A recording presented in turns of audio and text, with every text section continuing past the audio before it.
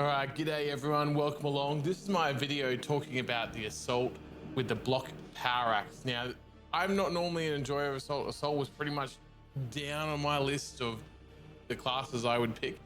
But with the changes to the block power axe with the power wave and just how cool the axe is, I decided to revisit assault, and maybe it is a bit more fun if I give it a bit more time, give it a bit more love. Well, yeah, it is a lot more fun. I've had a great time with it. I've been playing it actually a fair bit with my new Black Templar drip with it here, as you can see, but also with the, obviously with the Blood Angels champion pack, which looks also very cool. But I think the change to have the blocking axe with the power wave, to me, has really made it just a lot of fun. And I just want to show you my setup, my loadout that I'm running for it.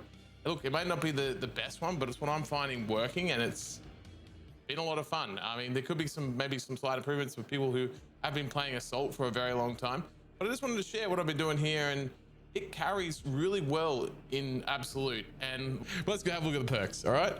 So we've got the overcharge perk here is where I go for the first one. That's because basically we're going to charge up that axe. We want to hit and we want to do as much damage as we can with it.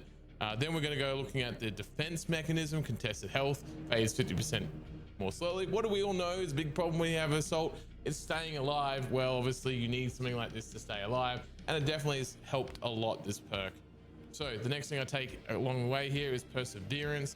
While performing charge attacks, you take 25% less health damage and do not lose control upon taking heavy hits and cannot be knocked back. Also, this one is also a really important one.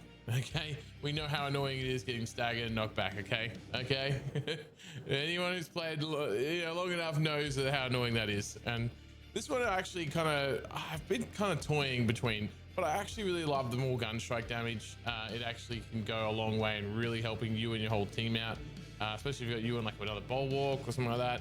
Just that extra 30% gun strike damage is quite massive, especially with the changes of name for the bolt pistol, and a lot of people run with the bolt pistol, so now it's hitting quite hard.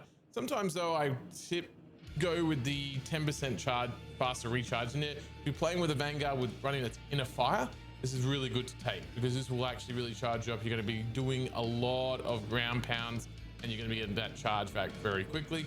This one, I just don't see it being as useful. I mean, I know that in absolutes you're going to do 20% more damage, but most people already have it figured out how to deal with the extremis, and they don't really need that extra 20% damage. It's just overall not as good as being able to get your squad cohesion in this thing here, where you get the 10% extra charge, or obviously just doing more damage. That's really, at the end of the day, a lot of the absolutes, you've got to do more damage. We need more damage.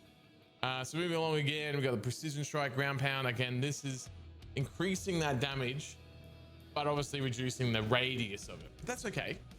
It's still got a big enough radius, and what you want to be doing is you want to be killing those Majoris, and you want to be killing those extremists, because obviously you can break the synapse, or you just want to kill those terminators or the rubrics or the chaos spawn. So I don't often find it too much of a problem not having a big enough radius, as opposed to, I want to do this ground pound, I want to kill that Majoris or that extremist as quickly as possible. The jump pack recharging 20% faster, that's also one that I've kind of played around and tinkered with. Like, sometimes I might go ground pound kill, but I find an absolute, like I said about here, you're wanting to kill the Majoris, so you're not doing a huge area effect. So this is kind of, yes, it's good. I've charged it up a few times with this, and I played around with it. I think it could still work. Depends on how you play or what level you're playing at. Absolute, obviously you want to be killing those Majoris and all the extremists. So really, you want to be getting your jump back again. You want to be doing, you're not really going to worry about this, because you're going to be killing the Majoris and the Minoris, where you're going to get a lot of the benefit when you actually ground pound, because that's obviously where you're going to kill most of them. You're just not going to see that enough. Well, not in the way that I've played anyway. Now, you could probably argue differently there, but I'm just sharing what I do. The diligence here is my next one. A fully paired ground pound deals 20% more damage, but takes a little bit longer. Yeah, that's okay. We've got that invulnerability, which you'll see here on the prestige perks. It's okay. All right, we can still roll with this extra time. I haven't found it to be a major issue with the whole flow of the battle, so I don't think it's too bad. Look, you got the other two here. I think this is kind of good.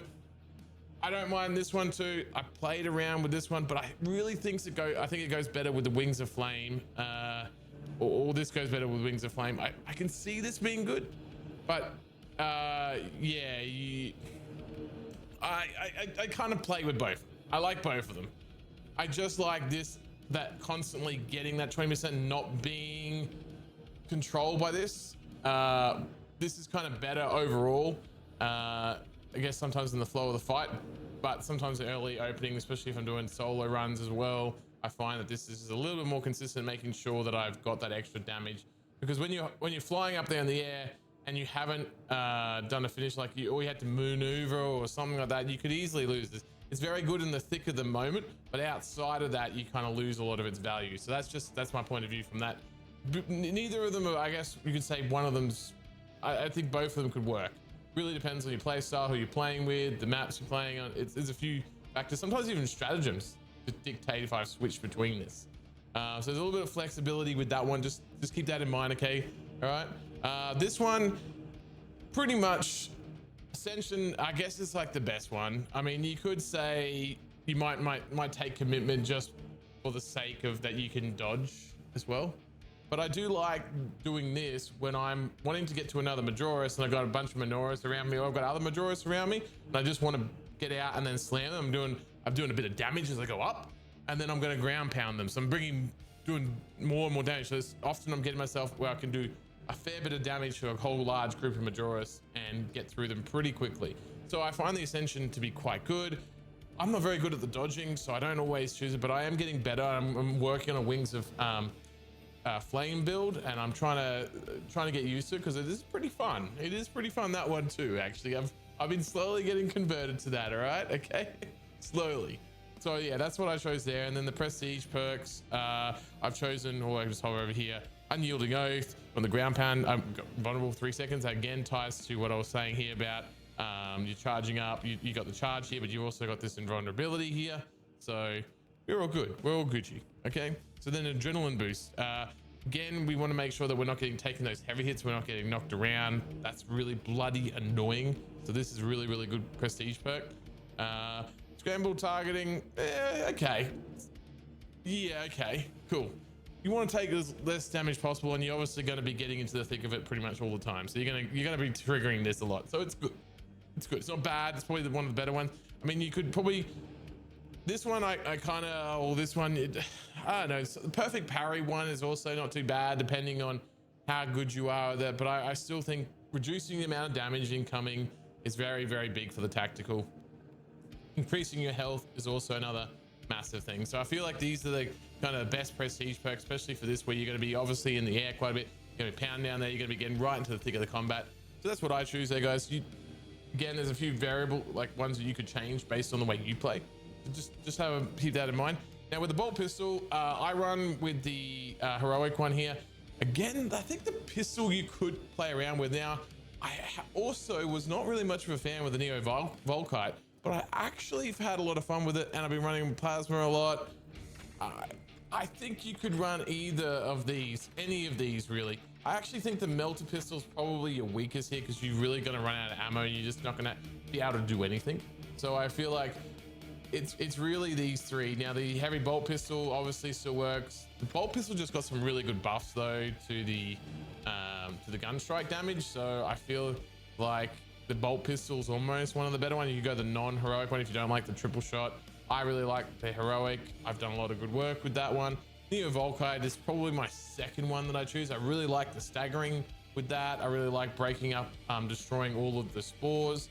And plasma, obviously, it's old faithful.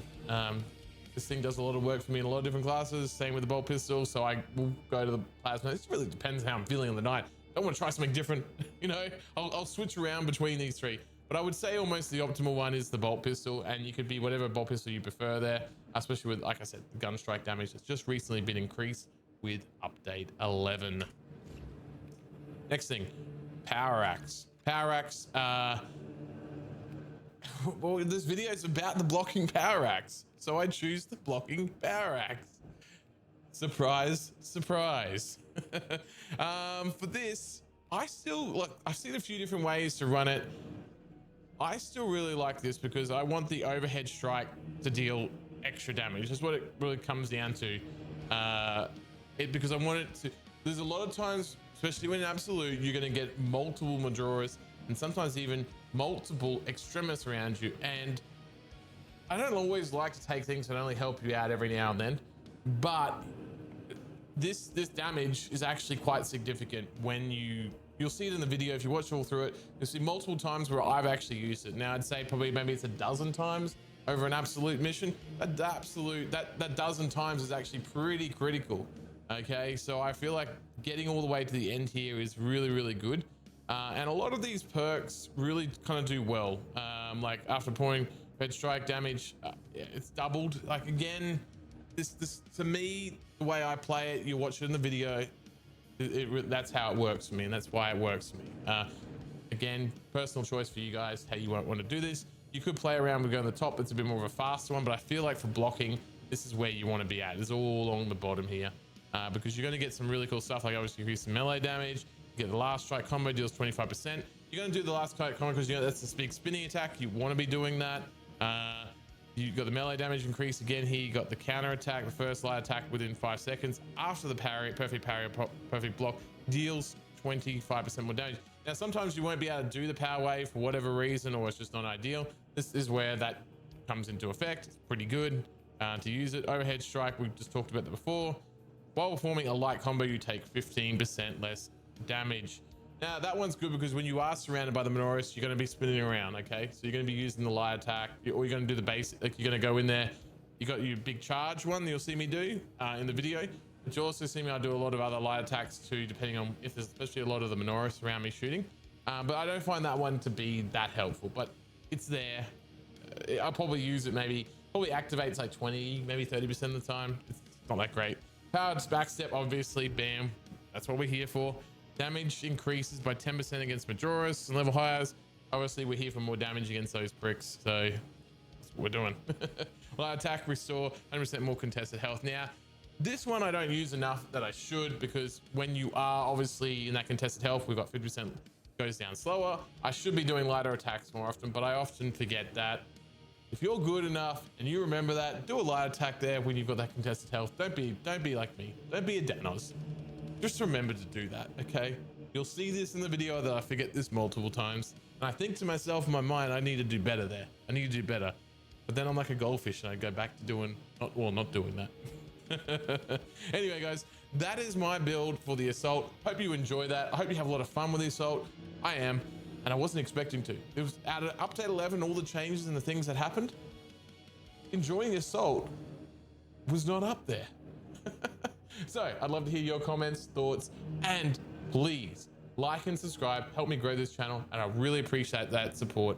But I would also, like I just said, love to hear your thoughts, because I am not an Assault professional or I don't play Assault very regularly, like I said. So please let me know your thoughts. If I any ways to improve, things like that, I would love to hear them, and we can get better together at playing Assault. But all the best out there, brothers. Courage and honor.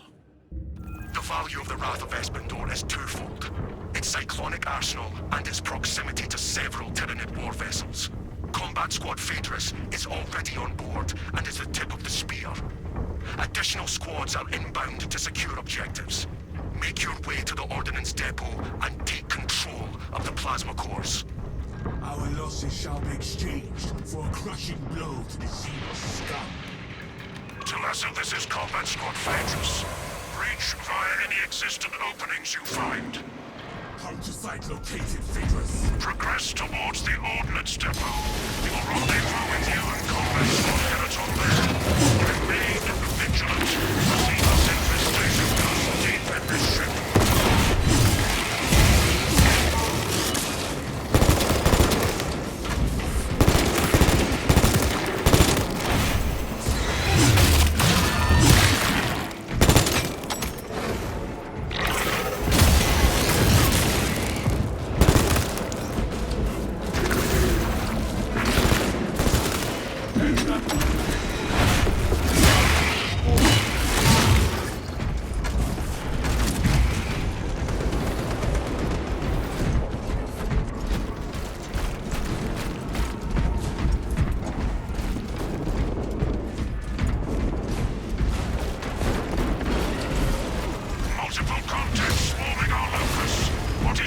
creatures, Talassa. Exterminating many Xenos faithless. Good. We have drawn their focus. Keep...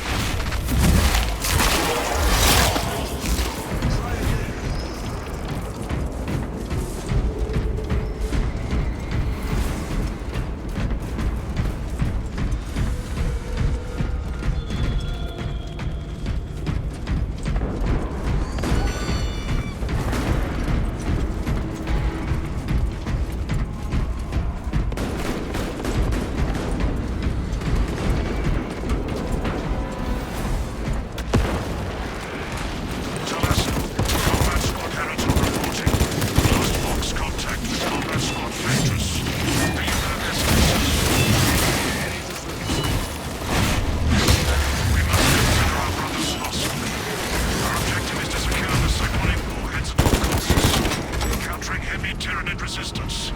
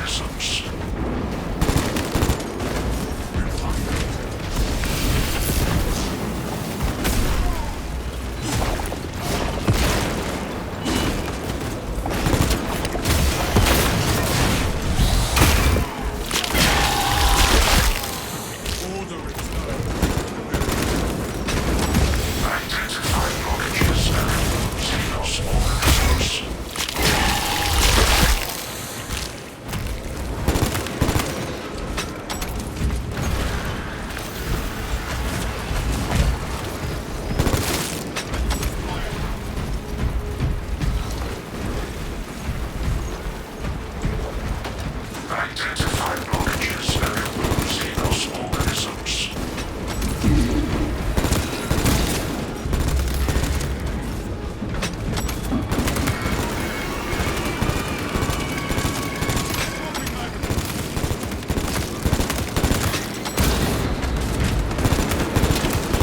Identify blockages and remove Xenos organisms.